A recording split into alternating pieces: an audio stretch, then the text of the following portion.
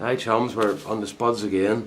So these ones here, hopefully, are Charlotte. I think these definitely are. I've got a label in these ones. I don't know what I'm going to talk about today because I've nothing planned. I hadn't planned to do a reveal here until I noticed there were no spuds in the house, you know. So just excuse me a minute when I grunt here. Oh, this is very nice. This is quite a bit. I wonder if it's quite dry when it comes out. Oh, it is, yeah, it is. It's not super dry, but it's quite dry. Now, that, from what I'm told, that's about ideal size. That's just a bit too big, but they still taste the same. Skins are getting a bit rough on them, but Rosemary told me, my wife told me, she's watching a program on TV recently about harvest or something you call it. Michael was mentioned it too, and what do you call it? Look at the size of that there. See, those are getting a bit too big now, but they'll still be the very best, you know. Michael, look at the size of that there. Now this is strange because those potatoes are over at the same side as the carrots that didn't grow very big, and those were planted at the same time, but they're about 4 feet away from the other ones that I lifted that weren't doing as well. So it'll be interesting to see what happens now in that particular bed, because I haven't taken potatoes out of this bed before. But anyway, they were saying in that program that a potato is perfect food. There's what's left of your seed potato, folks. It's just a little bag of skin. And that's it, you know. So they're saying that a potato is perfect food if, there's the other one, if you eat a potato with the skin on, that's where all the vitamins and all are, and a wee drop of butter to give you some fat, you could live on nothing but potatoes. So that's according to the industry anyway, you know. So I was quite impressed by that, you know. These are looking good. So I'm happy that we have to congratulate Dan. Dan's allotment, he has done very well. Loads of first prizes in local shows and stuff. But he went to Harrogate, and Harrogate is basically, he described himself the vegetable Olympics, and he said that if he got 1/5 prize he'd be happy, and he got a 5th and a 3rd. He got a bronze medal in Harrogate. That's phenomenal, you know, because he's up against guys who have been doing this for millions of years and of all the secrets and all the rest of it, and like growing stuff for them is a black art because they don't want anybody to know what they're doing, you know, unlike Dan, who happily tells us all what he does. So what do you call it?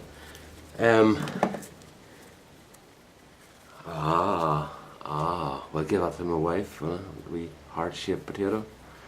Over heart-shaped that way. So all sorts of fatal shapes going on there and stuff, aren't there? But anyway, so Dan, congratulations. That was a super job you did there, and I'd say you've really got bitten by the bug now. So I'm sure you'll be there again next year. So good luck with that. But as I say, I'm sure everybody else was as impressed as I was, because that was a super job you did there. So well done you. You can lie back in winter with your feet up and say, I want a gold medal, I want a bronze medal in Harrogate. But then of course you'll probably be working all winter. So there you go, well done Dan. Other things. My mother's doing okay, thanks to all the people who have sent her good wishes. She's in the hospital still, but she's doing okay. You know, let's put it this way: as the nurses said to me every night, no need for concern. So I'm happy enough for that, you know. So I think she's just a bit run down and one thing and another. So they're pumping her full of antibiotics, and she seems to be coming around all right. She's in good form last night. So thanks to all of you who sent your good wishes for that. The garden next year, Ian Lockton. I got my Shelley's seed catalogue 2 days ago, and I'm really excited about that. So I hope to have a garden half as good as yours next year, because yours was something else this year. So I'll be going through Shelley's seeds. I'm very pleased. I got corn this year, sweet corn. I actually got it first time in 5 years I've managed to grow sweet corn. because we actually got that big lovely long spell of sunshine in the summertime, so that was good. So I'm pleased with that. So that was good. And plans for the garden next year.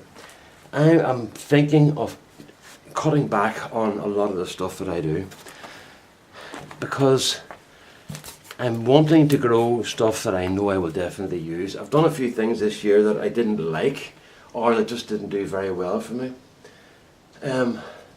Carrots. The first year I grew carrots, they were wonderful. The second year they were pretty good as well. Look at that there. Isn't that really good? There has to be 10 pounds of potatoes there. I'm just going to tilt this back a wee bit just to let you see all that's there. There you go. Excuse me, big burp there. Look, I'm all over the place here. Yeah, isn't that great? So, the carrots. I tried carrots again. I do carrots every year, and every 3 years ago, I think it was, I was boasting on here about, well, I have no problem with carrot fly, and I got my entire crop decimated by carrot fly. So I've done all the usual provision, and I used fleece to grow it this year to make sure nothing got in, and not even one carrot seed germinated for me, and they were new seed and everything. But the strange part is, it wasn't just there were new seed, there was 3 different types of seed. So it meant that it wasn't as if I got one faulty packet. There were 3 different types of seed from 2 different suppliers. So, and I watched other people who grew the same seeds, and they did pretty well, you know. So I don't know what I'm doing wrong, you know. So what I'm thinking of doing is, what I'm doing here is I'm going to take the gloves off and just take you for a wee quick tour of the greenhouse. I'm going to try the carrots again in a new bed. One of the mistakes we make is that we fertilise beds for carrots, but you don't do that. Carrots don't like fertilised beds, and that's exactly. And I wasn't fertilising. I want to just check I've got everything going right here now. Let's see, where's the zoom at? Yeah, we're okay. Look, these are the Juliets. This is the last of them now. You can see it. We're up to the top trusses, and we're on the last of them. But those are still good sized tomatoes. There's my hand behind them, so you can see they're still a nice size. Boxcar willies are almost done, but those are a lovely carrot. They're really nice. Luciola, once again, nearly done, but I'm happy enough with them. Over here, all the Cherokee purples and Big Max hybrid are gone, and I brought my onions in just for a couple of days. I don't like putting onions in a greenhouse. I think it's too humid for them, because anytime I've tried this in the past, they've dried and then they've gone kind of bad. So I'm only going to give them 2 or 3 days here just to finish drying, because it's very windy outside and the cover got blown off them, so I don't want them to get wet, and it's to be windy for the next couple of days. Ireland's a very windy country. We're just a little island on the side of a big huge ocean, and we get pretty well hammered all the time. And I will show you the trees here sometime, the way they all point north or point east with the prevailing westerly winds, you know. And so we're used to like 50-60 mile an hour winds. That's nothing here, and we're getting that today. So I just wanted to get the stuff down. These are beautiful, aren't they? Those are Scots again. Those are the indigo rose, and they're beautiful. These ones here have done really well. Look at those there. Aren't those really gorgeous? Now, taste-wise, I think this bunch down here is one of the nicest bunches of tomatoes I've ever seen. Look at that. Isn't that lovely? It's almost a shame to pick those. How do I tell they're ready? I just feel in the bottom. Where's my finger? I feel in the bottom here. See, I'm not that good in the colours, as you know. So I feel them, and if they just start to give, I know that they're ready. So those are beautiful. I can't stop. I really will. I'm trying to impress how beautiful these are by making film of them, to try and let you see just exactly what they're like. What they are. They're just lovely.